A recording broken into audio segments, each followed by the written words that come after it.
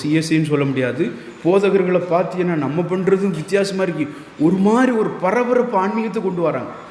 ஆண்டவர் இயேசு என்னமோ மந்திரவாதின்னு நினைக்கிறாங்க. முன்னால் என்ன சொன்னாலும் பார்த்தீங்கன்னா ஒரு போதகர் இந்த கையை இப்படி வைக்கிறார், ஊன்னு வச்சா இங்கே இருக்கவங்களாம் அங்கே ஓடுறான். இந்த கையை ஊன்னு வச்சா ஏசு இங்கே வந்துட்டார், இங்கே ஓடு அப்படின்னு.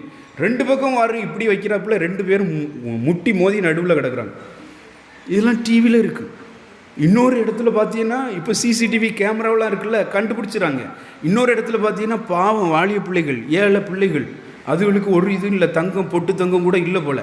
அதுவும் ஏதாவது 4000 5000 சம்பளம் கிடைக்காதான்னு நம்ம வறுமை, நம்முடைய வறுமையினுடைய நிலை. அங்கே சபைக்கு போயிட்டு அங்கே ஒரு இடத்துல ப்ராக்டிஸ்.